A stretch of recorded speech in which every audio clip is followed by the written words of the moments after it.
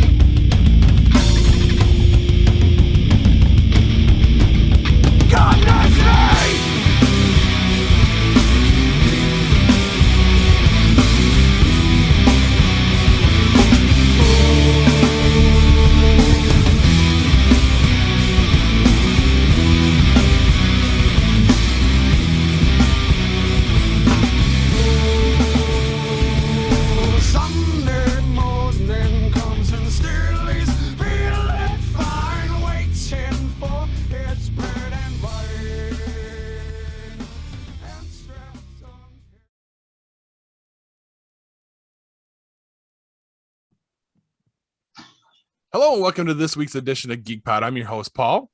I'm Hugh. Corbs. I'm Kevin. I think I almost got it right this time. Guys, what's got you geeked? Well, I'm excited because we just went to Lake George this past weekend. And, it was kind of my wife went to Lake George a few years ago with her mom, brought our daughter along, but I couldn't go. So I finally got to go there my first time. It was really cool. And the big highlight for me is I didn't know this, but she had written down on her list of things we could potentially do going to Ticonderoga to the Star Trek original series set tour. Wow. So she kind of had that planned already, even though she's not into that. She does not like Star Trek. She was looking out for me, and we did end up there because Saturday was rainy as hell. That was awesome. If you're a Star Trek fan, you have to go. They've got different parts of the ship. They take you on a tour through all of them. The transporter room, the engineering, sick bay, McCoy's office, Kirk's bedroom, and eventually it all ends at the bridge, which is just mind blowing. Beyond that, we noticed a few other things. Lake George is a nice place. There's falafel everywhere. Okay. I don't know if it's a thing, but there are like 6 or 7 Middle Eastern eateries in that little tiny town.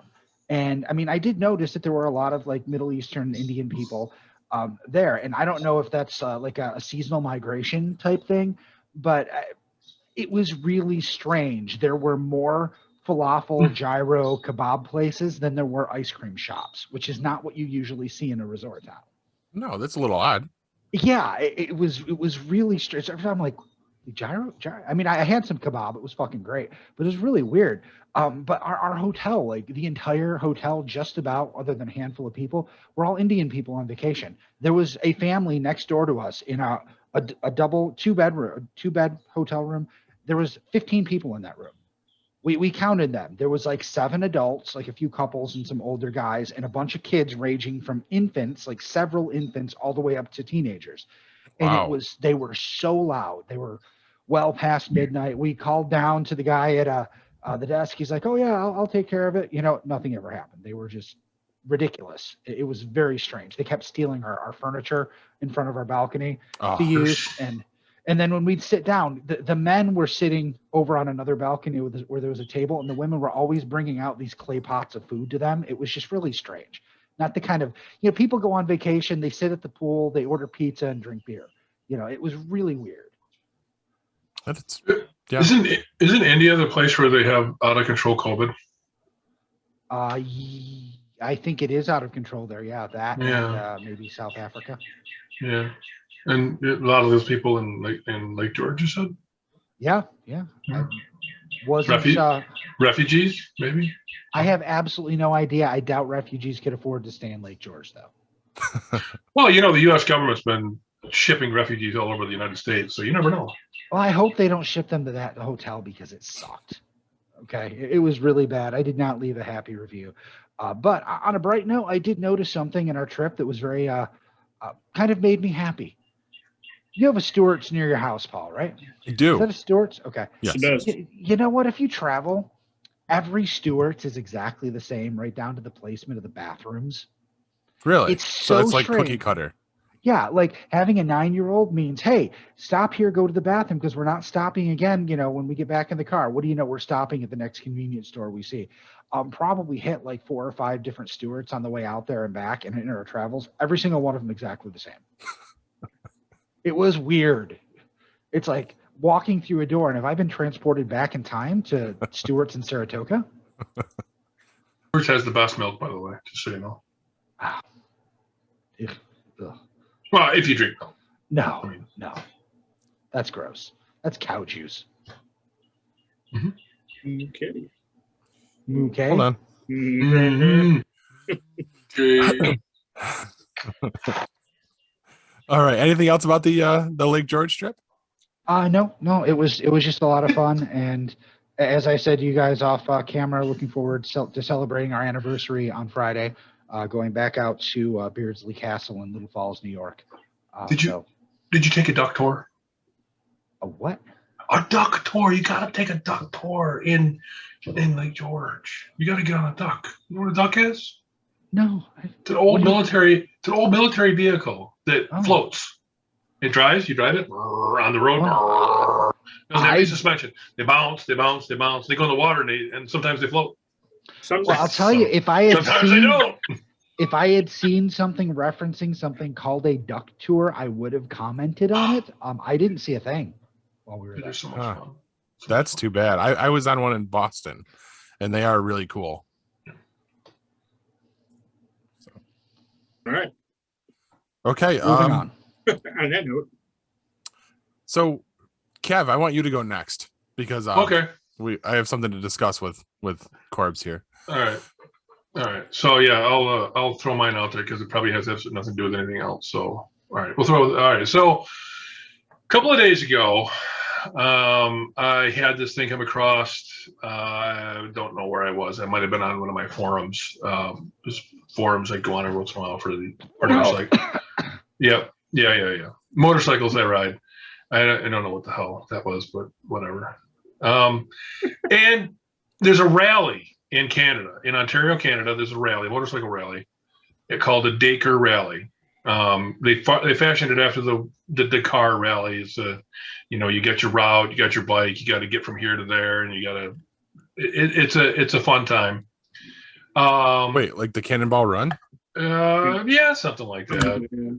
Yeah, something like that. You got your machine and your navigation skills, and you go through the woods, and you hopefully make it to where you're supposed to go alive, and call it a day. The really cool part about this is it's all on motorcycles, and this particular one is 2 stages, 310 miles for the first stage and 270 miles for the second stage. You get 24 hours to finish the whole thing and have to follow their GPS track, and they compare my GPS track that I'll record while I'm riding to their track, and then that's how they score you. It's not based on speed. They don't want you speeding. If you go too fast in areas, that's what they also use the GPS track for. They make sure you didn't speed through a town, that has a 30-mile-per-hour zone, stuff like that. You get docked points if you go too fast. But I just want to read you this little part. Okay, this little blurb about the course. There's four classes, and in my class, the class I signed up for, it says it's a 4 a.m. start, so 4 o'clock in the morning. I have 24 hours to complete. Course consists of gravel roads, road allowances. I have no idea what that means. I have a feeling they're probably not improved roads. Jeep trail, loose rock, rocky rivers with flowing water, hill climbs and descents, muddy passes, shallow water holes, easy flowing single track trail systems. Mud, bumps. And I'm going to do this on a 550-pound, 165 horsepower dirt bike. You're going to have a blast, aren't you? I hope so. Is Kathy going to be waiting at the end of this to hose you off before anyone can touch you? So this is pretty cool. They're allowing support crews to follow the course this year. Nice. And what they're doing is they're giving the support crews their own GPS tracks to follow, and they're telling them where all the different checkpoints are, so they can be at the checkpoints when the riders get there. Oh, cool. So Kathy and a good friend of mine are going to drive my truck and trailer, and they're going to drive to the checkpoints, and they're going to wait for me at each checkpoint. And they'll be able to follow me with a spot. I have a spot device that I'll have to wear, which is a GPS. It's a GPS satellite communicator. So they'll be able to follow me, and they'll know where I am 24/7. I mean, it's all it needs is a GPS signal to communicate. No cellular, no nothing like that. Nice. So I have to rent that from the race committee, and I have to have that with me, and it's got to be on. I get disqualified if something happens to it. Okay. Makes sense. I mean, if I die, I kind of get disqualified too. So it's whatever. That's the big disqualification. Yeah. From Yeah. everything. Yeah. I've been trying to get some friends to go with me, trying to get some friends to ride with me, and I can't find anybody who wants to ride with me yet. I don't know why. Corbs will go. Corbs, you ride a motorcycle? I don't. I'd Oh. love to. I would love to. We've had this discussion for years. Years. Yes. This isn't how you want to learn. I'm just gonna throw that out there. This is not the kind of event you want to learn on. Right. This is something you do when you really think you know what you're doing, but you probably don't, and you probably shouldn't. So you do something like this before you're too old and feeble to not do it. Now, Yes. will you be taking the GoPro and possibly, turning this Yeah. into something for the abnormal response team playlist? I've thought about it. I've thought about at least doing a GoPro on some of it to try to get something. I could easily mount it to the bike or my helmet or something, and at least try to get something. We'll see. I've got as it is, I have to wire up a GPS device because I have to use a dedicated GPS device that they will wipe, put the course on, and then take back to offload the course from the track and then wipe it again. So I've got to find a place to mount that. I don't have that. I've got a mount for my phone or whatever GPS device I use. But I don't have a dedicated mount for that. I'm going to use two different devices. So I got to figure that out. Then I'd have to figure out how to mount the camera, which probably wouldn't be too hard. But I just have to do it. Gotcha. Very cool. I'll be interested to see how that comes out. Now, Yeah, me when is too. this? When is this race? September 17, 18, 19. And I'm hoping that I'll be able to get into Canada by then. There's a limitation to they're opening the border on the 9th. There's a limitation to it. I forget what it is. I'm not sure if they're not allowing American citizens across or if it's limited. I'm not sure. I know it's got to be vaccinated. I'm just not sure what the limitations are. Gotcha. So I'm hoping by that time in September I can get across. Nice. Yeah, the race fees are not refundable, but the Airbnb is. So Okay, good. We'll see. I got Airbnbs because I'm not the only one going. Gotcha. So I'm not going to make my wife and my friend sleep in the Sleep in the trailer. trailer. Yeah, no, I'm not going to do that. Well, awesome. I'm looking forward to seeing what happens with that. Yeah. Corbs, Yes, sir. do you have something that's got you geeked, or do we have something that's got you tweaked this week? I got a little bit of. I got both. Okay. Well, I was in anticipation of this tweaked one after Oh our yeah. Well, the discussion. tweak one. quickly. The tweak one we'll get to. But, what's got me geeked is today. I been having issues with my neck. Real bad migraine headaches, stiff neck, to the point where I've not been sleeping. Well, that's not It's good. been that bad. I've had to sleep with a heating pad on my neck just to get some type of comfort, to even get a couple hours of sleep. So I signed up for a massage for today over at Hands and Health Massage right up the street from where I live. And half an hour massage, deep tissue massage. And it was amazing. So the girl did a great job. I would recommend if you want a massage, this is the place to go. They're very good. Just fantastic. Made my the pain in my neck has gone away. I had a huge knot that you could actually see in the mirror in my neck. That's how bad it had gotten. So Wow. yeah, so the girl that massaged me, her name is Katie. She was fantastic. So, and I would probably go back if I ever needed to go back again and go to her. She was great. So That's what's got me geeked. It's not that, to me, it's pretty exciting because I like massages. My sister's the one that does the massage on my neck normally when she's around, or my girlfriend will do it. But so I had the professional do it, and hands down, one of the best massages. My girlfriend gives good massages, don't get me wrong. But professional doing it is a lot different. So she actually will push on the knots in your back and stuff like that, and gets them all to release. So it was great. It was nice and relaxing. Half an hour, nothing better. So that's what's got me geeked. So what's got me tweaked, and Paul knows this one because I kind of spurred it on. a little bit. So you guys know my son's birthday was last week, and it took Monday and Tuesday off. We did a bunch of stuff together.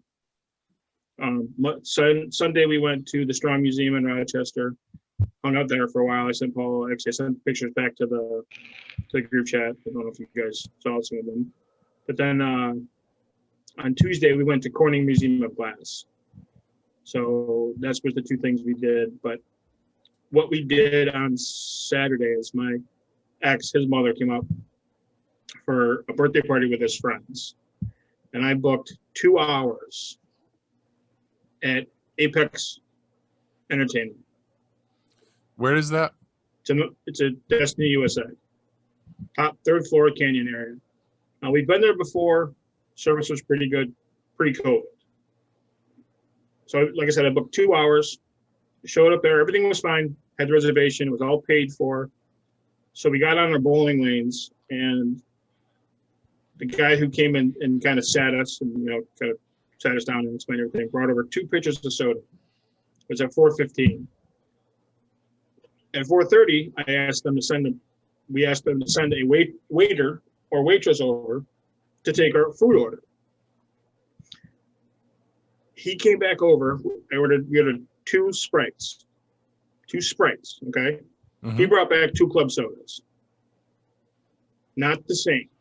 Definitely not the same. Doesn't taste the same. Trust me. One's drinkable, the other one isn't. Yeah, exactly. And we ordered 2 cheese pizzas, plain cheese quesadillas, and chicken strips. That sounds delicious. It was supposed to be. You're being a dick. So, and this was at 4:30.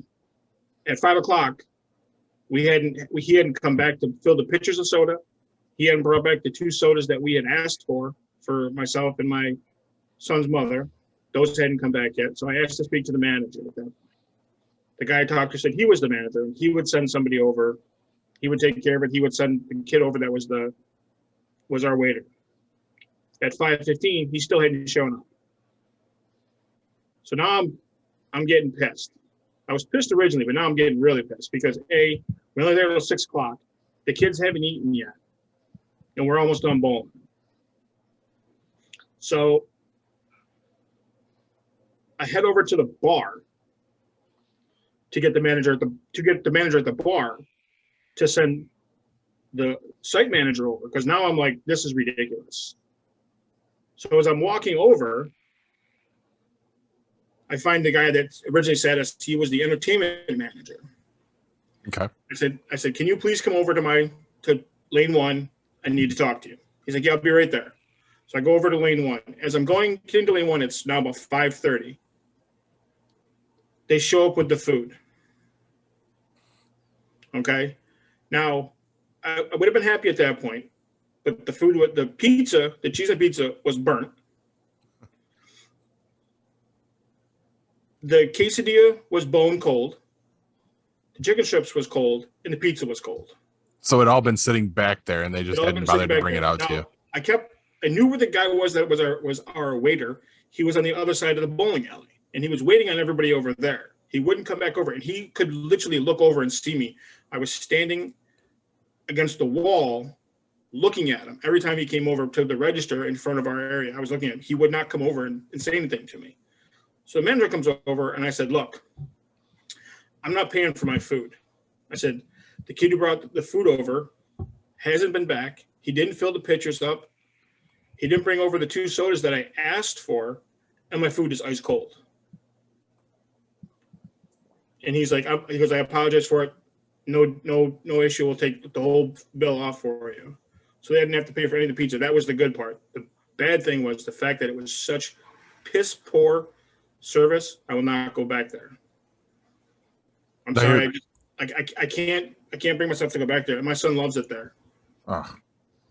So I won't go back there for a really long time.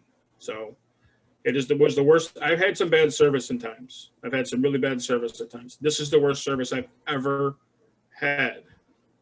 To bring food out that was burnt and cold.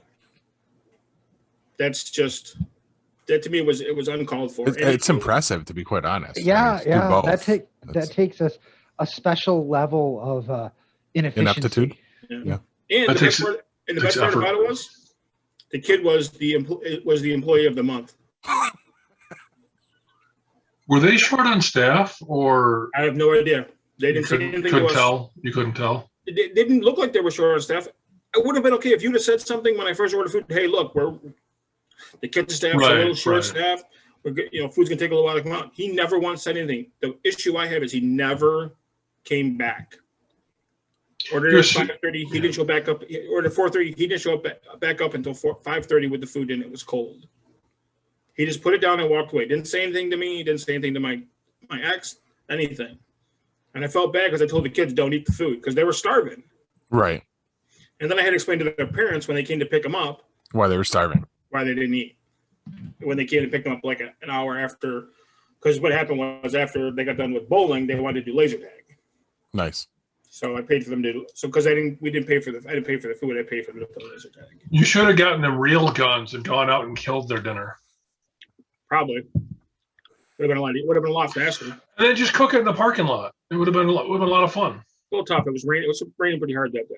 Well, go down to the parking garage. There's got to be some homeless people down there with the trash can fire going. Kill it and grill it. Now, my biggest question is, when you talked to the manager, were you calm and composed, or did you go full Karen? Which one? All of them, I guess. First guy was. Which boss level? Which boss? Oh yeah. The first guy I talked to, I was relatively calm. So, but the second guy that I talked to, the quote unquote entertainment manager, don't know if he was actually an entertainment manager. He got an earful. Did he ask you this? Did he say, "Are you not entertained"? No, he didn't blow Maximus on me. So, but he did give us free $10 gameplay cards. Oh. But if you're not going back, they'll never get used, right? Pretty much. they're in my bowling bag right now. So there you go. So all right.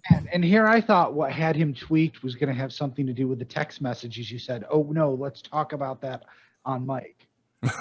The text messages were more fun. Yeah. So as you guys may or may not have noticed, we did not record last week because we decided we needed to observe the national week-long holiday, and that is Shark Week. It was brought to my attention that it was Shark Week. So, we need to observe, and everyone, that's what Hugh tells me. We also, had some of the team spending all day traveling back from out of town. So I was trying to be a nice guy there. The worst part about this all is that when I said, "Hey, we're taking the night off for Shark Week," that was a joke. And when I came back to you said, "Yeah, half of a joke." I mean, if you said, "Yeah, I want to watch Shark Week too," I would have been fine. But I was joking, and then you come back to be like, "Yeah, we canceled." I'm like, "What?" Really? So let's go over the timeline of how that works. I get that text message from Hugh, and we go back and forth a little bit. And then while we're going back and forth, I'm messaging Kevin at work saying, "Hey, I think we're just going to cancel tonight. You're driving back. You don't need the extra bullshit after driving 5.5 hours." And he's like, "Okay." And so then I text Corbs and said, "Hey, how would you feel about taking the week off of the show?" So I get back, "Just me?" Ow. Wow, you guys were talking about him when we came in. No, we were. Dude, Corbs, I had nothing to do with that, man. I swear. Wait, it gets better. It does get better. Oh man, I don't know if I can handle the laughter. So me being the good friend and executive producer that I am said, yes, just you. You've been benched. And I gave it I gave it a couple of beats before I responded and said, no, I'm just fucking with you. We're taking the week off. What a dick. What I do. Yeah. But the best part about it is I pulled out the old Major League reference. He said that he goes, oh, no, no, all of us. And I go, shit, I've been cut already? Yes, I forgot about that part. Actually, you know, I think I have the best part here because clearly this emanated from, you know, the idea that I threw out there. You know what I ended up doing that night? Turns out Damara had a meeting with one of the book people. They do the, I don't understand this. They had an author or an agent literary agent come in, and they all did a Zoom meeting. So I didn't get to watch Shark Week that night anyway. Oh no. I'm hoping that everybody took the opportunity to get all caught up on Loki so we can discuss that later in the show. I did. I don't know about anybody else, but I did. I watched it that night. No, I watched it over the weekend. Nice. I did. While I was on Monday when I had the day off, I watched Without Remorse. And I watched. Good movie. It was a very good movie. I'm hoping they come out with another one, which I think that they said they might. And I watched The Tomorrow War. What is okay? Is this something we should add in for the midstream later for Without Remorse? You want me to take notes on that so we remember to come back to it? Sure. All right. I like Tomorrow War too. It was good. You talked about it. Yeah. Last episode. Yes. Yeah, a couple of. So I'm going to jump into my what's got me geeked now because I'm pretty geeked about it. I don't know if you guys saw the announcement, but Lionsgate acquired the rights for Clerks 3. That's happening. And it's happening soon. They're filming in August. And they are filming on location in New Jersey. So they're coming back home to make what I'm assuming is the final installment here. I'm hoping. Well, at this point, it has to be because they're making a movie about the making of the first movie of the making of the first movie. It's like Kevin Smith is eating his own ass now. I wasn't going to go there. He can do that now that he's lost all that weight. Right, he can reach. Wow. So, yes, we're going to have to touch on this Sorry, too. man. I'm sorry. I'll stop. No, I'll deal with it. But yeah, what's coolest for me is I'm hoping, I don't know how movie production works, so I don't know how long they're filming, but if they're filming into September, there is a good chance that I might be able to get peripherally near the production since I'm going to be in Red Bank in the middle of September. So. Well, knowing Kevin Smith, it probably should take about 3 months, but they're going to film it in like 6.5 days, so I wouldn't get your hopes up. Right. I'm tentative about it. All right. Guys, is anybody playing anything good in the next 9 minutes? No, You haven't been playing anything? nothing at all. I started playing something on my phone. What are you playing? Because mine's a mobile game as well. Mine is called Idle Golf Tycoon. Idle Golf Tycoon. Interesting. Like Idle, like Roller Coaster Tycoon, Fitness Tycoon. You basically manage a golf course. Gotcha. And all you do is you just collect money, open up, because you start out, you only play one hole. You got to open up all the holes. You got to get enough money to open up all the holes. And then when you get all the holes open, they switch you to another. Isn't that how life always works? It is always. So you got to build a clubhouse. You got to put the bar in, outside bar, and all that stuff. So I just started playing it today. It came up as an ad on one of my other games. That's how I get roped into all these goddamn I'm like, games. okay, Yes. so I got a fucking Idle golf course game. I gotta pay this now. You know, I think it is just like a harbinger of how far we've fallen as a society that idle games is now an actual valid category of games. It Right? used to be like, oh no, I don't want to play that. That's like idle. You don't do anything. Now it's like, hey, here's a game for you to not do much. You're not wrong. Literally, just like I'm collecting money on my game right now. I'm not even touching my phone. So Perfect. It's funny because the game I'm playing is somewhat similar. Not as in golf, but it's the kind of the whole building kind of thing. But I'm playing AEW Elite General Manager. I downloaded that. I just haven't had a chance to play it yet. It's pretty cool, and it's literally exactly what it sounds like. You are the general manager of AEW Wrestling, and you have to, sign your roster. You have to build the entire television show, and it's really cool. And they give you different challenges to do. You'll get to that part soon, Hugh, where you have to like push a certain superstar, and you have to get them to a certain amount of popularity in a certain What's it time called? frame. AEW Elite General Manager. all right. So I'm gonna look at that one. So that's what I'm playing. I'm having fun with it. It's cool because it gives you different scenarios and different match types, and you can add in if someone's using chairs or a forklift, because that was a thing that came up. Wow. Yeah. So it's pretty neat. They do. Check They it go out. up and down. They do, and they go front to back. Kind of pointy too. Yes. Mm. They hurt when you get smacked in the leg with those too. Just I'd like to throw something out about the game I'm playing. yes, I thought you would. It sucks. What happened?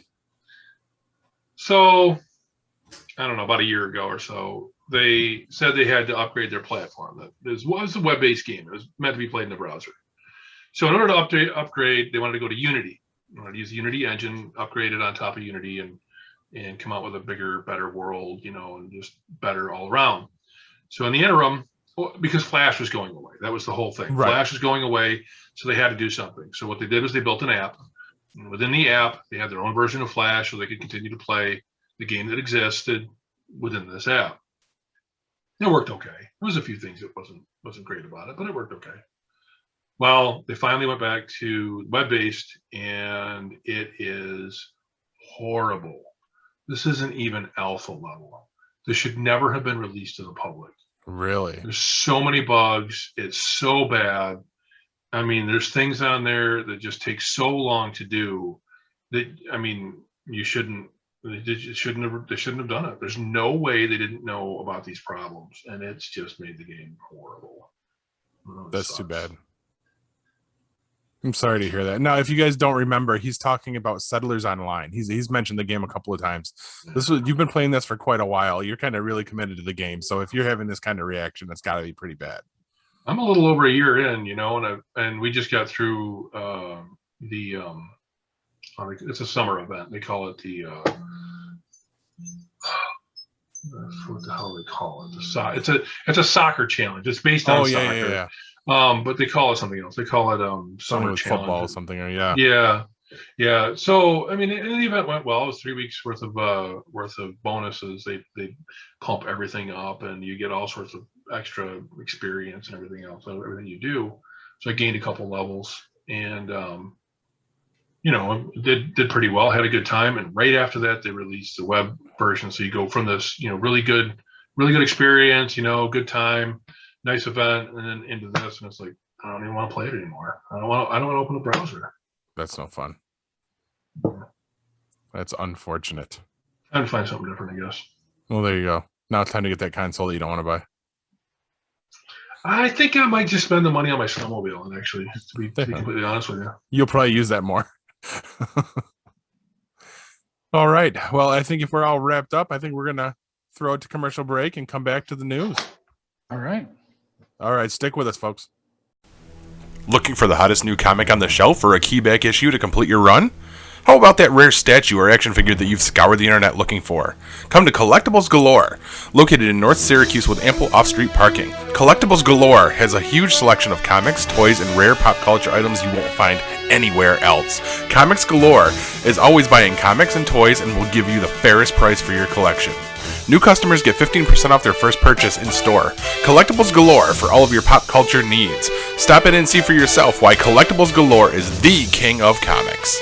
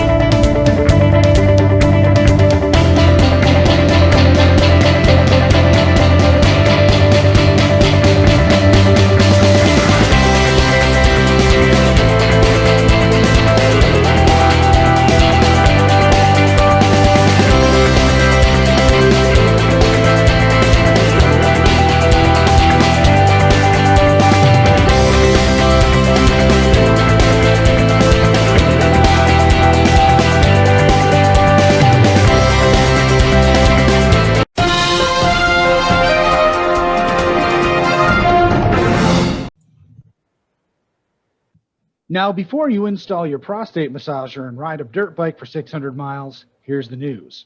First up, dicks in space.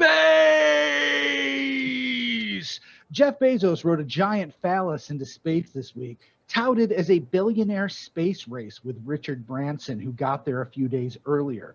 Now, I'm not sure why there would even be a rivalry. Bezos gave half his money away to his ex-wife in a divorce over his infidelity, and he is still the richest man on the planet. Okay? I mean, come on, seriously. It went sometimes one day he'll drop below, the next day he's like, oh, I'll release a new Amazon product, and boom, he's right back up there. The guy is not hurting. In fact, he had enough money to still be able to fund rocketing a giant white dick thrusting past the atmosphere to hang in space for a few seconds, which may be the other reason for the divorce. For real, he's like, make it look like a dick and bigger than Branson's and Elon's. Why would he care? You don't need the biggest wang when you have all the money.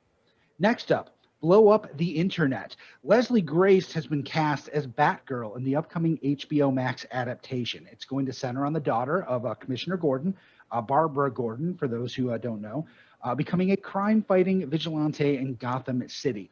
This is the second Bat character in a row to get a race swap because Leslie Grace is of Nicaraguan descent, I believe.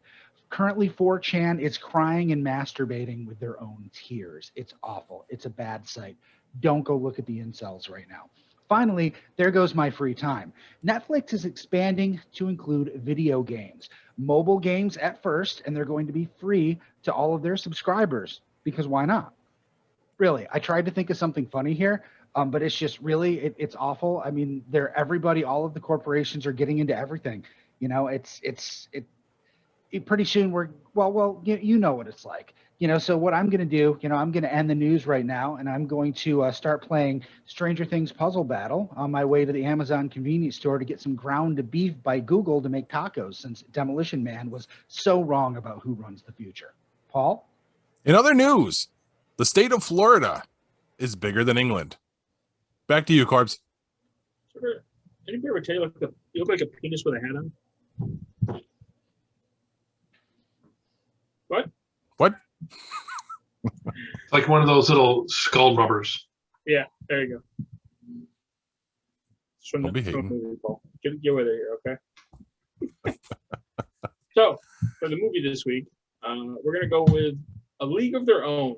Now, I know I screwed Paul up by doing this because we talked about something else earlier, but fuck it. Hey, we'll do those ones next week. Exactly. See, I'm thinking outside of the small box that I live in. All right, League of Their Own, directed by Penny Marshall. It has an ensemble cast with the main players in it: Tom Hanks, Gina Davis, Madonna, Lori Petty, and everyone's favorite Rosie O'Donnell. Don't look at me like that, Paul. Released on July 1st, 1992. It's directed by Penny Marshall, like we said. League of Their Own chronicles the story of the first women's baseball league, which was formed during World War II while the men were off to war. In the film, Tom Hanks plays Jimmy Dugan, an alcoholic ex-baseball player who becomes the women's head coach. Follows several women, including Gina Davis as Dottie, Lori Petty as Kit, Madonna as May, and they're recruited to play professional baseball during the Second World War. The team reluctantly is coached by aforementioned Jimmy Dugan. It's a comfortable, promising setup that employs previously unwatchable effort by Marshall as the filmmaker. Basically, it's the story of the Women's Baseball League. It was formed, I believe, in 1943. It ran for 9 years. This movie goes about how these women basically kept the home front baseball going during the World War. Now, what happened is after the first year after the league, the men came back. They got back into playing baseball, so the league kind of dwindled out after that. I mean, they hung around for a while, for 9 years. But it does chronicle that, and at the end of the movie, it shows that these women from this league were actually inducted into the Baseball Hall of Fame, which was the first. Obviously, there's no women in the Baseball Hall of Fame. It's a man's game, basically, for now. So it's a great movie. I mean, I'm sure people have seen it. I don't know if you guys have all seen it, but I mean, I love it. I think it's a great movie. So do I. I mean, I watch it every time. It's got some great lines in it. The best line in it by far is when Tom Hanks yells at the girl for missing the cutoff, and there's no crying in baseball. Yes. You know, and then umpire comes over and says something to him about, you should treat these women like you would treat your own mother. And he makes the comment of, well, does anyone tell you look like a penis with a hat on it? That's where that came from, Paul. So it's a great movie. I know it's got some pretty good baseball movie stuff in it, but it's a fantastic movie. I always give it 4 stars. When it's on, I will watch some of it. I don't usually watch all of it, but when it's on, like, the reason I did the movie is I was watching it tonight. An encore. Yeah. So yeah. Yep. So I was watching it tonight. That's why I said that to Paul, because I mean, I could have done the other 2 movies, but I was watching that one, and I'm like, I haven't done this movie yet. It's baseball season, so I decided to run with that. So yeah, League of Their Own. It's a fantastic movie. It's one of the best baseball movies out there. So I forget, are any of the roles real? Like, were any? I don't think any of them were real. Wow. Probably more of like inspired by. Yeah, because okay.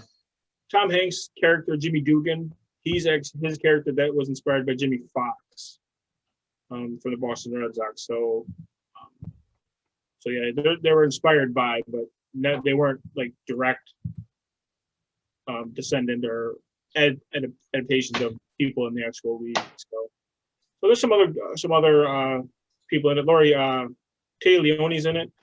She's an extra in it. I don't know if you guys know that.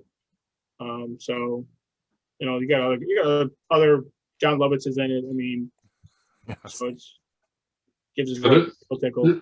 There's quite a few stars, quite a few big stars in that movie. Yeah, it's a pretty good movie. It's a pretty good ensemble cast. So of course, then there's also Rosie O'Donnell, which is whatever. Yeah. There was a point where she was kind of funny, right? But and that was right at that time. Then she went off the deep end, and it was just. Oh yeah, she's off the beat path now. I don't understand that. But yeah, at that time she was kind of big. She had her own talk show or whatever was going on or whatever. No, it was before the talk show, wasn't it? Hasn't she always been big? So, but good movie. Oh yeah, she's an overweight, angry lesbian that looks like a man. I mean, what do you want? I'm not saying it's a bad thing. I'm just saying in her case, it's just pretty horrible. So, and now I don't know if at the end when they're showing the older ladies playing in the Doubleday Field, which is up in Cooperstown, it's the actual field in Cooperstown. Now, they might actually be the players from the league. I'm not 100% sure. I always wondered if the women that they used to go in when they were walking through the display. Yeah. I always wondered if they were the real women. Yeah. But I'm always wondering the same thing. If those were the actual women that had played in that league, and if the girls that were playing on the field at the end, they're going to be down the songs playing. If those ladies are the real ladies that played in the league too, I think they might be. I probably have to watch the credits to find out if they actually were. So, but it's a great movie. It's a touching movie and stuff like that. So, You're not wrong. Never. That's what's so right about me. I'm never wrong. Don't listen to you. It's definitely one I've seen a couple of times for sure. Yep. Totally. Now, our good friend Roger Ebert, Friend of the show. Yeah, friend of the show, still dead. He gives it 3 stars, Corbs. He doesn't know baseball. And he says, until seeing Penny Marshall's A League of Their Own, I had no idea that an organization named the All-American Girls Professional Baseball League ever flourished in this country. Even though I was 12 when it closed up shop and therefore of an age to collect Bob Feller and Robin Roberts baseball cards and listen to the Cardinals on the radio. The league was founded in 1943 when it briefly appeared that men's baseball would be a casualty of the war. And once the men came marching home, it's a wonder the league survived until 1954. So he's saying 11 years. Then it was consigned to oblivion. History is written by the victors. At the time, it seemed as if the women's league might mean the financial survival of the Major League Baseball franchises and their owners. The movie gives us a Chicago candy bar mogul in place of the Wrigleys and shows his agents scouting the countryside for women who could play ball. In a rural area of Oregon, Scout finds 2 sisters, Dottie and Kit, played by Gina Davis and Lori Petty. One who can catch and hit, the other who can throw but is a sucker for high fastballs. He brings them back to Chicago for tryouts with a lot of other hopefuls, including would-be team members played by Madonna, Corbs' favorite Rosie O'Donnell, and Megan Cavanaugh. A coach is needed for the team, which is based in Rockford. The owner, Gary Marshall, recruits Jimmy Dugan, played by Tom Hanks, a one-time home run king whose alcoholism wrecked his career and left him without prospects. For the first few weeks of the season, Dugan can hardly focus on the field, but then he starts to take an interest in his girls. Not like that. By the end of the season, Rockford is in the World Series against Racine. No great achievement since there are only 4 teams in the league. A League of Their Own follows many of the time-honored formulas of sports movies and has a fair assortment of stock characters. The plain girl who gains confidence, the brash girl with the heart of gold, the jealous sisters.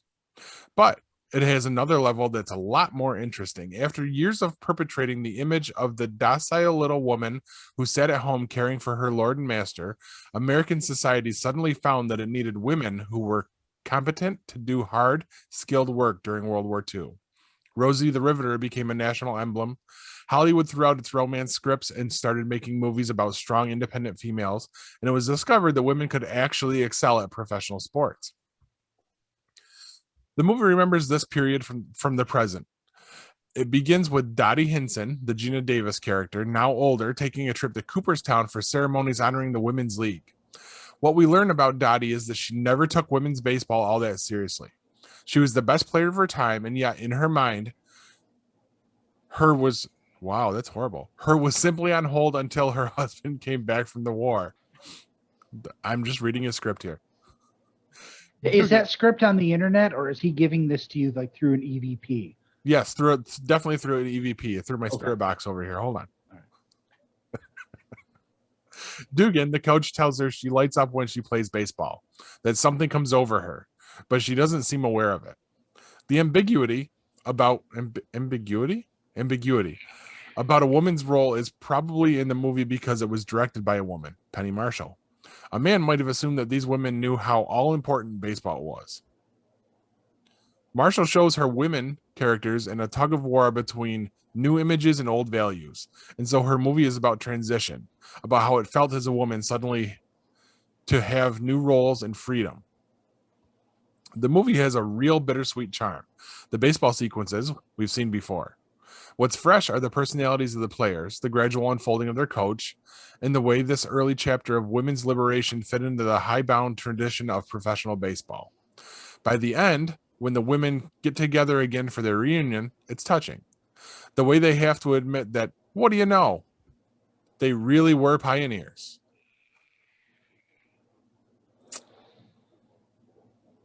It sounded like he liked it. It did. Surprisingly enough, with it being a sports movie. So in the vein of sports movies, including The Stand-Lot, of course, yeah. where does this fall in your spectrum, Corbs? For as far as like, we're talking just baseball movies, we're talking sports movies. No, I think you gotta really say sports movies, because if you keep it in one particular area, you gotta really compare some of the really bad ones. Sure. And there's some really good movies out there that you don't even have to be a sports fan to really appreciate. True. For instance, Field of Dreams. Yep. Caught me off guard. I'm a bit of a girl when I watch it, I'll be honest. Never expected that. Love the movie. Rudy, amazing movie. Couldn't give two shits about football. Love it. But where does this fall on your spectrum? It's probably going to be top 10. I mean, I got some movies that I enjoy that are better than sports movies. I mean, for me, you got Caddyshack is a classic. That's going to be, up there. Bull Durham is another classic for me. Field of Dreams is a classic for me. That's got special meaning to me. I told you guys about the special meaning that it means to me. I don't think you ever told me. When I first got out of high school, my father and I took a trip to Chicago to watch the White Sox, and one of our day trips from there, we went to the Field of Dreams field. And I got to play catch with my father on the field. You did? Yeah. It was the greatest thing ever, man. I actually got to take batting practice on that field. So when we showed up there was a bunch of little kids playing, and they were throwing. Obviously, guys were hitting and stuff like that. So my dad said to me, he said, "Come on, let's go up there, get a bat or whatever, and hit." So there's a kid wasn't throwing real well. My dad said, "Hey, can I throw a little BP to my son?" And he's like, "Sure." So my dad started throwing, and I started hitting bombs. And you could see all these fathers, their face lit up, and they all grabbed their gloves and ran on the field and were catching fly balls that I was hitting. So it was great. And then my dad and I went in the outfield and got to play catch out there. So that was your Star Trek. That was your Star Trek original series set tour moment. Oh, definitely. Okay. Definitely. Yeah. And my dad and I talk about it all the time. Every time I see my dad, we mention it to each other. We talk about that movie. We talk about going to that place and having a chance to actually play catch on it. So did you line up and then just hand over your $20 without even thinking about it? Not even thinking about it. And there's a box there for donations, and I shit you not, people put money in there, like they just walk up and put money in there. You don't even think about it. It's all $20 bills. Tell me it's all $20 bills. I don't know what it was. I don't know what my dad put in there, but he put money in there. Wow. So it's the greatest. It was the best thing. It was the best thing about that trip. And I'm a Chicago White Sox fan. I saw 3 games in Comiskey Park, the old Comiskey Park, with my father. And that's still was the best part of the trip. And we walked up. We got there on a Friday. We got there on a Thursday, and we showed up and we drove to Wrigley Field and got seats 2 rows off the field at Wrigley Field. Wow. And still the best part was going. And to get seats at Wrigley Field, we tried to get seats in the bleacher at Wrigley, but we couldn't. We had to sit right behind the Chicago Cubs bullpen. So I got to talk to the pitchers on the team. I talked to a couple of guys. Turk Wendell was one of them. So, and that's hands down was the trip to Iowa. And you literally drive out this place and all you see is fucking corn. The picture, I don't know if it's the real picture, but it's damn close to what it really is, as I understand it. It's just like that. When they show the line of cars, it's just corn for as far as you can see. And then you turn off this road, go up a little farther, and make another right, go up, and there's the house, and it's right there. So, yeah. So that's going to be up. That's up there. And then for me, another big movie for me is Slapshot. Slapshot? Yeah. Oh yeah. The reason I like Slapshot is my father.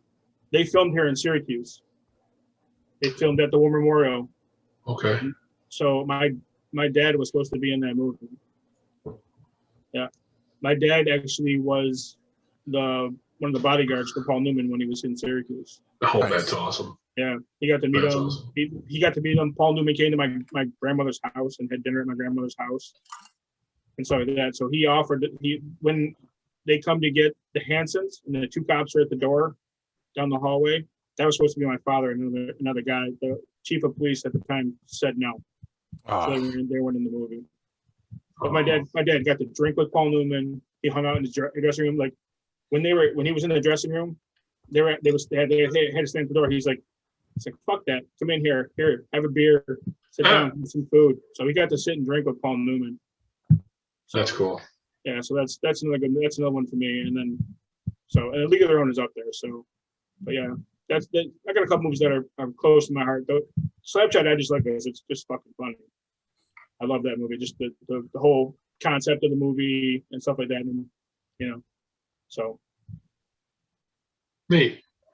Very cool. I'm glad I asked. I'd never heard the part about the Field of Dreams. That's really neat. yeah. Well, I know we talked about it. It might have been just before you joined the show. I know Paul has started a couple of times. So I think I know Hughes heard it at least once or twice. So Yeah. I'll be honest. That was one of those movies I never cared about seeing. And my wife and I, we love to watch movies. We're sitting around one night and we're like, it's on. Let's watch it. Yep. I lost Major Man card that night. And I don't care. I'll watch that movie again tomorrow. Doesn't bother me a bit. Yeah. Yeah. That's it. To me, it's a touching movie. And like you said, I lost my man card that night when I watched the very first time and he played catch with his father. I was done. And I'll tell you right now, I still to this day tear up at that part. Yeah.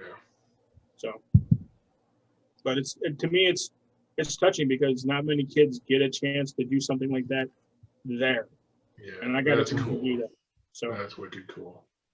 So every time I see him playing catch with his father on that field, I think they're playing catch with my dad. So. And you'd already seen the movie by that time, right? Oh yeah, I've seen it. Yeah. Okay. My favorite baseball player is Shoeless Joe Jackson. Oh, okay. So, okay. So I've watched 8 Man Out. I've seen that one 50 times. Field of Dreams probably 30 or 40 times. So I just for me to be able to go in with that movie and be able to be on that field and do that with my father and just everything that was associated with that film there, it just was. It was just really, like I said, was the best part of that trip, and we were there for 4 or 5 days. I actually missed my first day of college. Nice. To go out there. So yeah, it's worth it.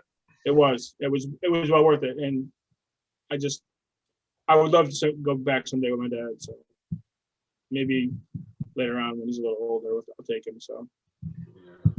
Well, I mean, you gotta keep him spry enough so he can still throw pitches. God damn it! Don't wait too long because he may just walk into the corner and that'd be the end of it. Sure. I mean, really, no. Hey, if my dad walks in the corner and disappears, I'm okay with that because then it would be. That would be pretty fucking cool. That's a pretty good ending to the story. Exactly. And you got him. You got Ray Liotta, James Earl Jones.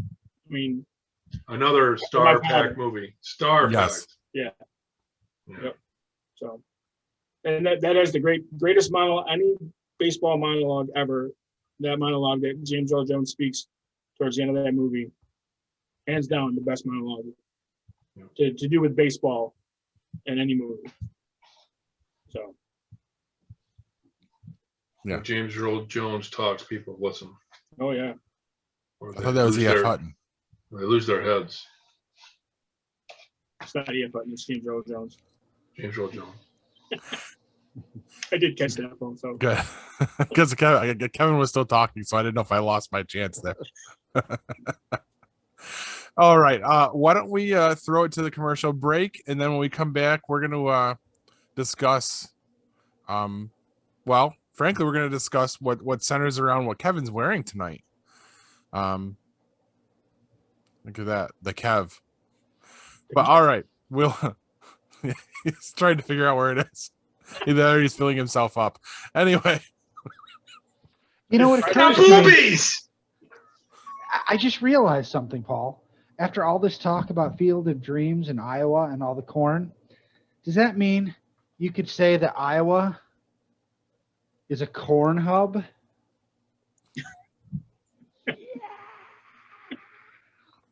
Sorry. I don't get it. Stick with us, guys. What's wrong with me? I don't get it.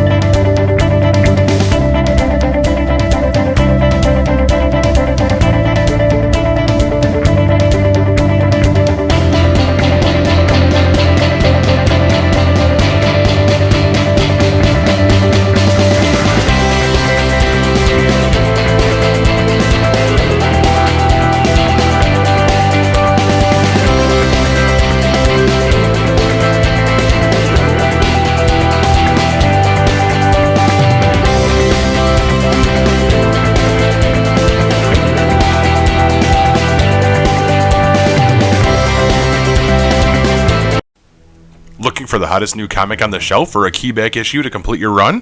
How about that rare statue or action figure that you've scoured the internet looking for? Come to Collectibles Galore, located in North Syracuse with ample off-street parking. Collectibles Galore has a huge selection of comics, toys, and rare pop culture items you won't find anywhere else. Comics Galore is always buying comics and toys and will give you the fairest price for your collection. New customers get 15% off their first purchase in store. Collectibles Galore for all of your pop culture needs. Stop in and see for yourself why Collectibles Galore is the king of comics.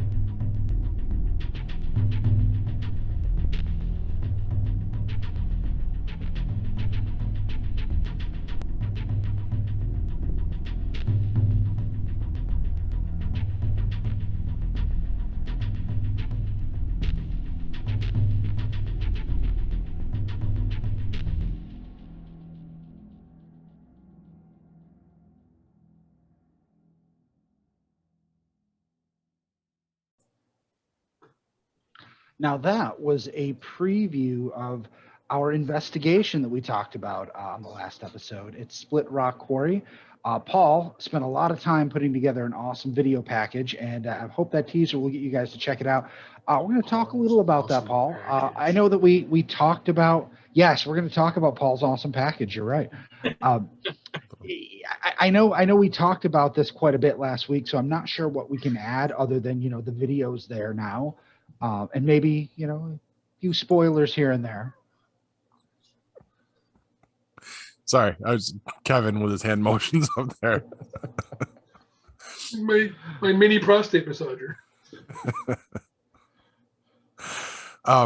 So yeah, it took me just shy of 3 weeks.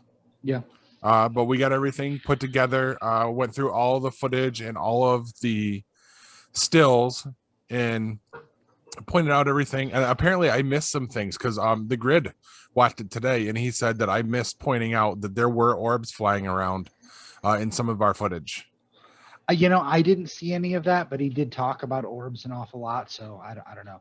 Maybe he's more in tune to that than we are. Right. Corbs was flying around videos? Yeah. It was. Now, Paul, I got to call you out on something. I love what you did with the video. I love how when you caught an EVP that I didn't. And that the watch this. Yeah, because I didn't hear that when I listened because I had the recording, I had audio, and Paul had the video and audio from his phone. So we went through two different versions of all of the events, and I didn't catch that. So that surprised me. I liked the font you used, except the very first time you do that, you say oral contact. Aural isn't, aural, AURAL. But because of the font and the definition of the picture, it looks like it says anal contact.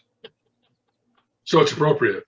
Well, I don't know. It's me. I'm walking along. It's he's behind me. He's taping me, and all of a sudden it says anal contact. And So it is appropriate. I don't think so. I really don't. I was not feeling the spirit in that part of my area at that point. Well, we did say that he's got a little tiny package. So, I mean, maybe it was there. You don't even know it. But no, everything was good. When you used that enhanced audio, did you use my version of the enhanced audio for the digging? Yes. Yeah. Over the TV, I could not hear it. It was running hard through my soundbar. to hear. Yeah. Yeah, it really is. For the video that we captured, nothing. You can't hear it at all. Yeah. What about the other thing that I caught? Because I could hear when he said, "What's that?" Or did you hear that or whatever? And I have it on my recording. It didn't come through on the video. No. We should have put that in there. I missed that one. That's my bad. But that means we caught at least three auditory things. So you weren't fucking with us when the camera and this audio started going crazy? That was not me. No. Because I hadn't seen that. We didn't experience it while we were there. Right. No, that with all that weird audio and all stuff. And it's not anything where it was us messing with anything, because literally like nothing changes in between where we are. Like literally we were doing the exact same thing. So there's no way it's something that we bumped into, like the grid smashing his camera and ours at that one point.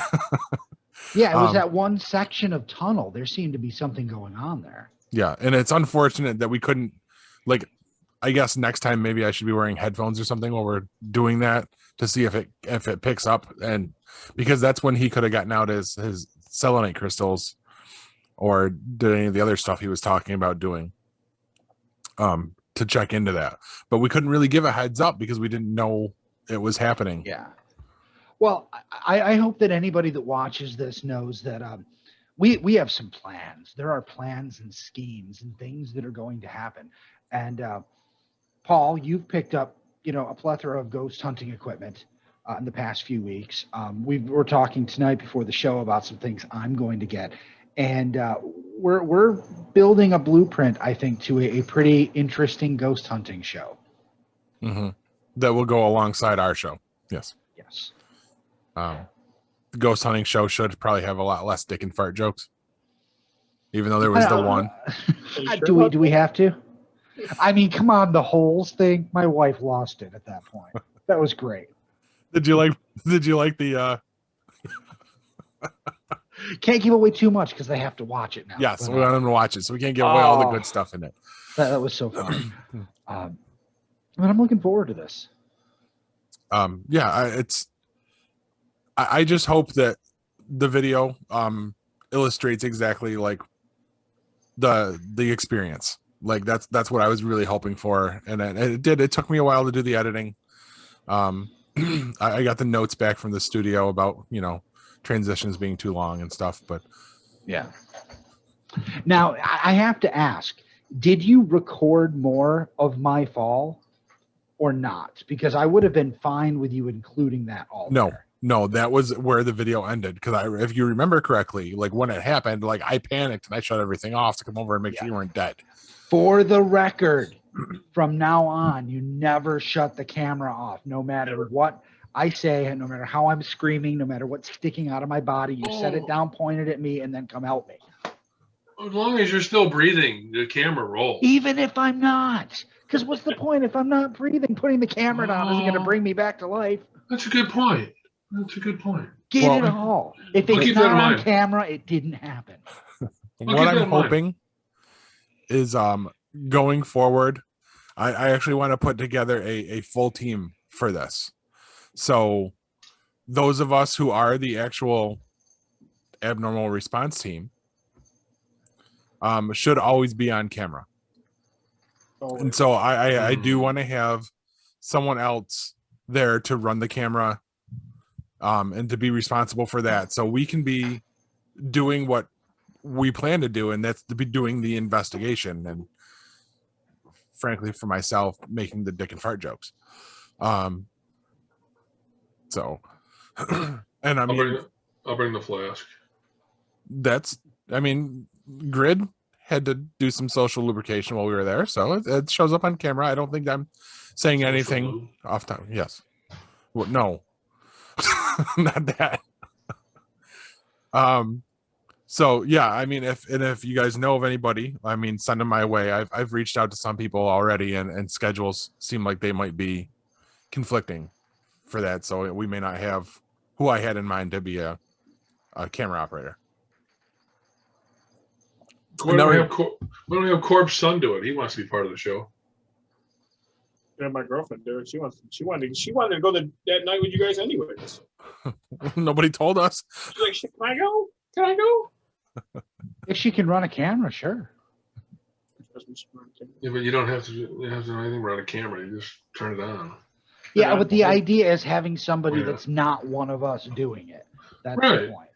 Because if you watch this video, one of the very worst part of this video is the fact that Paul never appears in it. And that's nothing he could have fixed in post. No. Just get one of those harnesses that has a camera that points back at you. We will once we start, selling this to Discovery and we get slotted, right before Ghost Hunters. But until then, we're going to have to go a little low They're not budget. that expensive. It's just a little bar with a camera on.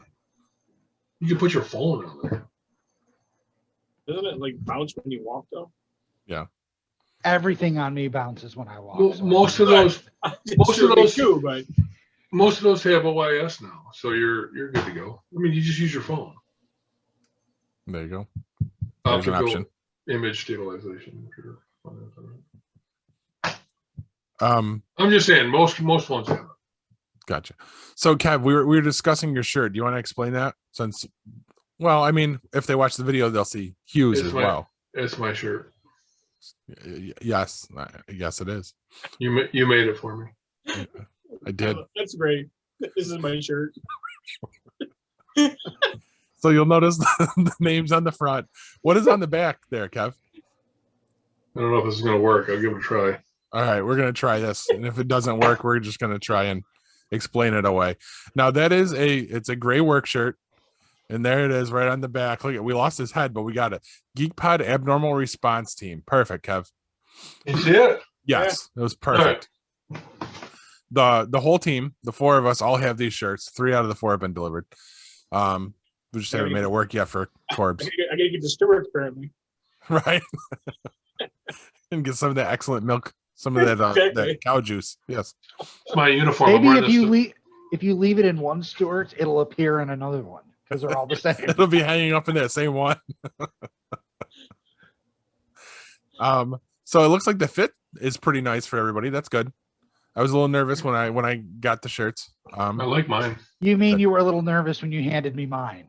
No, because when I put you're mine, like, hey, they didn't have 4X. Here's a 3X. No, have you tried buttoning it up? Why would the fuck would I do that? I don't know. I've had enough disappointment in my life. I don't need more. I'm all about positive thinking now. All and right. I wouldn't be happy with that anyway, because you see in the video, I'm wearing my Geek Pod shirt underneath. I like wearing the button-up shirts open anyway. So What's funny is, again, you didn't see me on camera anyway. I was also wearing mine, but I was wearing it like Kevin is, where it was all buttoned up. And I also had my Geek Pod shirt on underneath it anyway. So, yeah, in the video, I don't think I used any of the stills that showed me either, did I? I don't think so, no. I take that back. I did, but I'm in silhouette, which I thought that was a really cool, moody shot. So I needed to use that one. All right. Any final words on the Split Rock investigation, other than go to what? It was great. It was great. I'm glad I didn't go.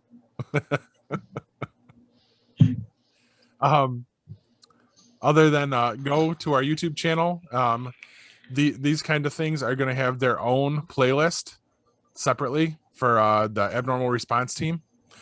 There's 2 videos in there right now. I repackaged the Syracuse Smash video with the Abnormal Response tag on it, as well as the Split Rock investigation one.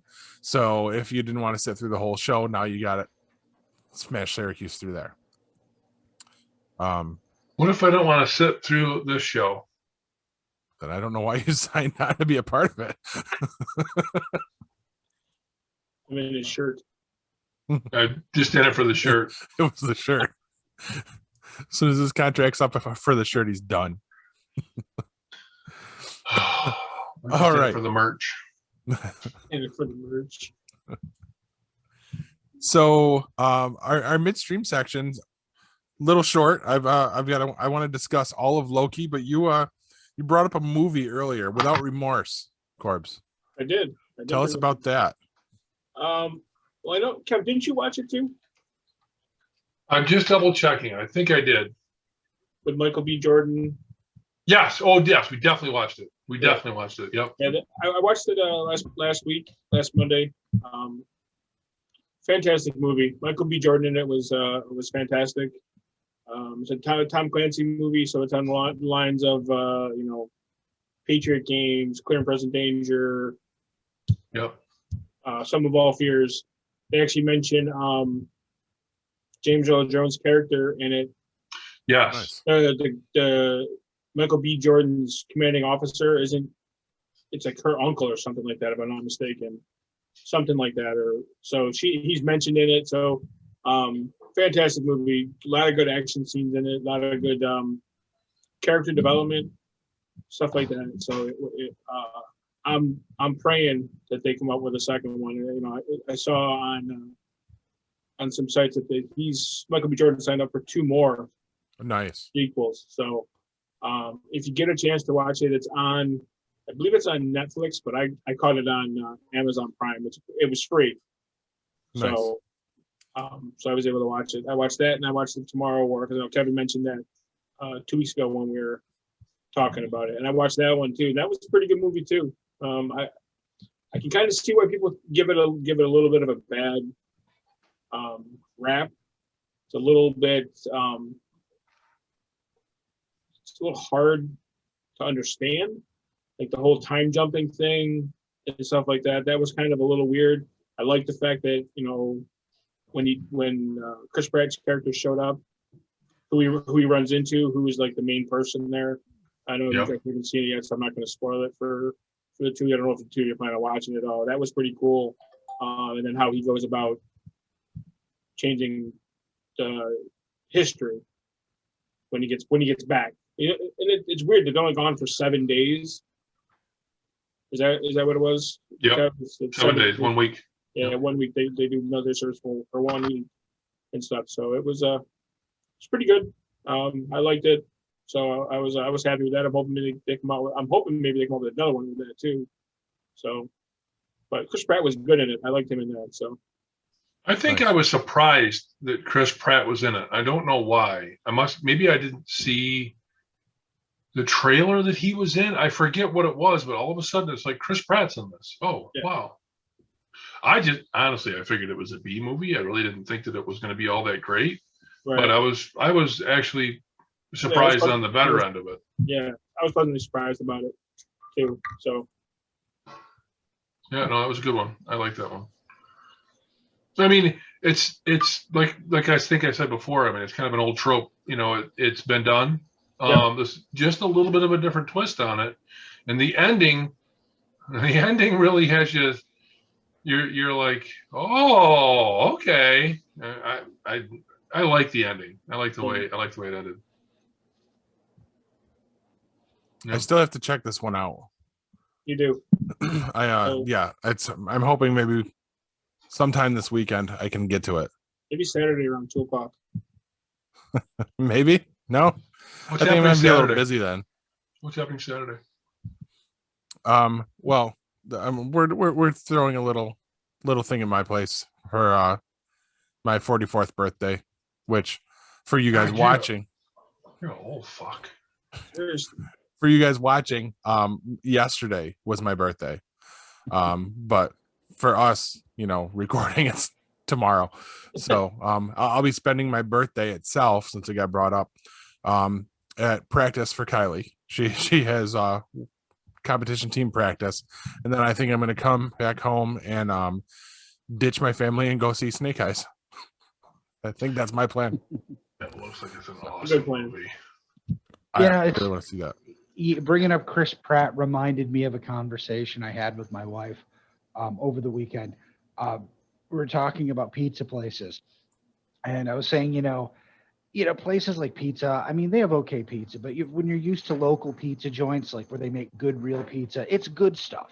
Pizza Hut works in a pinch, but you really want the locally owned place, right? Is everyone in agreement here? That's where you're going to get the best pizza. Yes. So I said this, eating Pizza Hut is kind of like, they're filming Deadpool and halfway through Ryan Reynolds leaves, they replace him with Chris Pratt. It's still pretty good, but it's just not the same. Okay. Yeah. You get it? I see where you're going with that. He probably could have done an okay job in the movie too, but it wouldn't have been the same. No. Only if he was Star-Lord in Deadpool. Well, he's Star-Lord in everything, so that. If he was Star-Lord in Deadpool, that'd be all right. That'd be all right. I'm just saying. Okay. So these divergent realities are getting to me, guys. Come on. I hate divergent realities. McAvoy or Stewart. So that was my ham-fisted way of leading into my discussion. Jesus Christ, Kevin just got really close. I was looking down his show notes and I glanced up and there he was. Holy shit. So anyway, that was my ham-fisted way of leading into Loki. Loki wrapped up this last week while we were on Shark Week vacation. Yeah. It wrapped? Yeah, it's done. I probably should start watching it. You probably should. Well, just let you know, you watched 6 episodes in about 2.5, 3 hours. I mean, yeah, you can always catch up before season 2 if you need to. So. Very true. Yeah. But I gotta say, after 5 fantastic episodes, I don't want to say it was bad, but I walked away from all the other ones like with kind of a, whoa. This one, I don't want to say it fell flat, but there was a lot of exposition. I mean, a good portion of that episode was 3 people talking across the desk at each other. And I don't feel like they really explained a whole lot. Like, for instance, when he gets there at the end and Owen Wilson's character doesn't really know him, they don't actually linger on that long enough to drive the point home, that yeah. Even his existence, the timeline he's in is now different. I feel like it was loose. And I found out why. did you get it at the end of the episode? Pardon me? Did you get it at the end of the episode when they told you there would be a season 2? I saw that. Yeah. But I found out why this last episode was disjointed. Okay. And this was the effects of the production being shut down due to COVID. Oh. They did massive rewrites on this final episode. Everything we saw with He Who Remains was originally not supposed to be in there. He was not supposed to be revealed in the episode. He was supposed to be the after credit stinger. Gotcha. So yeah, that last episode was disjointed. I frankly loved it, and it was all because of He Who Remains. I love where they're going with it. I mean, I do, but I struggled with it because, first of all, having just seen him in Lovecraft Country, that was kind of a shock. Second of all, maybe, I mean, I don't know Kang the Conqueror from the comic books all that well. I remember the toy, the Secret Wars figure of Kang the Conqueror, but I'm not sure I've ever actually read a comic where he was in it. I understand that he was a variant of Kang, but I guess what I thought Kang was going to be like was very different than the way he acted that. He was very manic. It was very Jim Carrey. And he didn't, I mean, in the end, he's not even really the bad guy. Maybe that's due to the rewriting. I'm glad that you told me that. It definitely didn't land the way the rest of the series did, and I'd have to think the way they intended it to.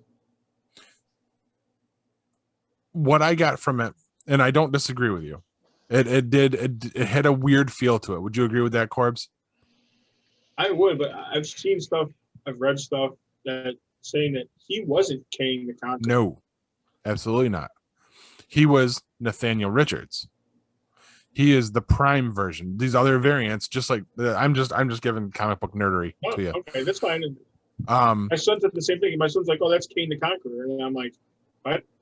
No, and you know where we're going to see Kang the Conqueror? In Ant-Man 3. But played by him, right? Yes. He is Kang the Conqueror. He is. But what he was explaining about the multiversal war, and because of what Sylvie did, it basically reignited it. That's why he said, "I'll see you soon." And then when it changed everything, that's where we're going to get Kang. We're also probably going to get Immortus and every other iteration of him, all of his variants that have been through the comics. It feels like they got to the big bad, and what he was the janitor that was left over after all the other big bads, died, and he kind of lost his fucking mind. That's what it felt like. Right? He's like, "Oh, no one else is here. Okay, I'm a Time Lord now. Right, I'm in charge now. I'm gonna eat apples dramatically." It wasn't a bad performance. I'm making it sound like I don't like it. It's not that I didn't like it, but it just, narratively and thematically, it felt very off from the rest of the series. Mm-hmm. And I think partly it's supposed to. It was supposed to take like a hard left turn. But again, like I said, they had to scramble and change everything in it. I wonder what they intended to be there. I'd love to know that. There was supposed to be a lot more, from what I've read, of the whole Miss Minutes trying to bribe them. We were actually supposed to see visions of what she was trying to offer them. Like we were supposed to see Splinter's worlds of Loki as the god of thunder and all this other stuff. And there actually was supposed to be a fight between the two of them in Miss Minutes. And then, like I said, leading up to the end, and then when basically Loki says, no, you're not going to tempt me with this. And then the post credit was, that's when they meet He Who Remains. So did Miss Minutes get COVID? Did she keep COVID? What? Did she get COVID? Oh, I don't know. Well, they never showed her with a mask, so I wouldn't be surprised. I'm just saying. I mean, they lowered the clock. I mean, the reason they shut it down was for getting COVID. That's the whole thing. I mean, mm-hmm. But we know at least as Guardians can get COVID. So, do you think that those clock hands ever turn and at one point during the day it's over her eye? She's like, Kev, you still with us? I'm listening. He's watching Loki right now. Yeah, he's part way through episode 1. I mean, I hear what you guys say. You're saying it's a great show. It's great that whatever. He's never been a character that really interested me all that much. When does What If come out? 2 weeks, I think. Yeah, and time. Right. I mean, this week we can watch the making of Loki thing that they've done and assembled for this as well. Like they do at the end of all of these. It's just a making of special.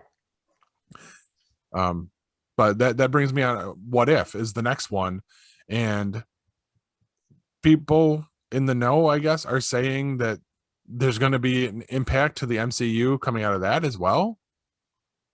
Interesting. So they must not just be adapting the comic. There must be another gimmick there. As I understand it, though, it is still supposed to be an anthology, so we're getting a different story every episode. Maybe we're getting stories from the multiverse. Maybe that's how they're folding it. Because you don't have to do that with What If. The whole idea of What If is that you don't have to explain it. It's right. What if this happened? Yeah. But I'm looking forward to that one, too. That one's going to be really cool. I'm interested to see the MCU's first foray into animation. Why are you stroking Logan Wolverine, back there? Yeah. Oh, and now is that a prostate massager? What? Pulled this cam out. I'm anything just excited else? for the Marvel Zombies episode. Come on. Yes, that's gonna be wicked cool. I think the Captain Carter episode looks like it's going to be really cool too. But I mean, we haven't seen a whole lot from any of this yet. T'Challa as Star-Lord is going to be another one. That should be interesting. Any idea who they had to voice him? It was His brother. no, it was the guy that played him. It was done before he passed. Chadwick, Oh, it was? I didn't know so- that. I couldn't remember his name. Chadwick Boseman. Thank you. So I know That's- Christopher Judge is going to be voicing him in the Avengers video game. Yes, I saw that too. All right. So anything else before we wrap up tonight with some wisdom nuggets? Congratulations to the Bucks for winning the NBA championship last night. Oh, I didn't. That's it. Okay. I do want to. Oh, go ahead. No, you go ahead, Hugh, because I had a couple of movies I wanted to mention that we've seen, but you go ahead. I just really quick. I saw something kind of cool this past week. I was watching because I've been trying to get back into wrestling, so I watched AEW, one of their Dynamite show, and really the reason I watched it is because I saw on the news that a fan broke into the ring and tried to interact, and Chris Jericho punched the guy in the face. So I really downloaded it because I wanted to watch that part, And I skipped through it and I'm trying to find this part. His entrance, okay? He comes out and they're playing a song from his band Fozzy, Nice. Judas. Okay, so he walks out on pretty much his show to his own band's music, and there's no interruptions, there's no interference, no one's talking. They play through the entire first verse, chorus, and into the next verse, and the entire fucking arena is singing along.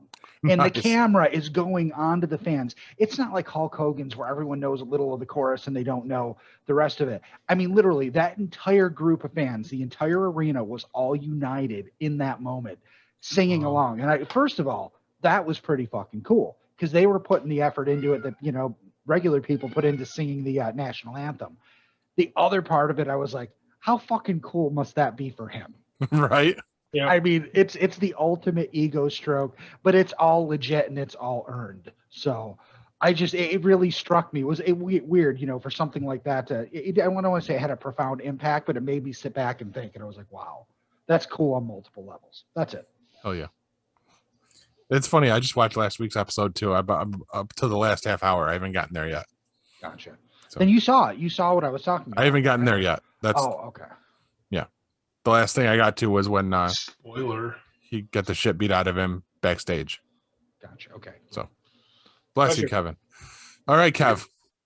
Quick hits on your movies. What other ones have you been watching?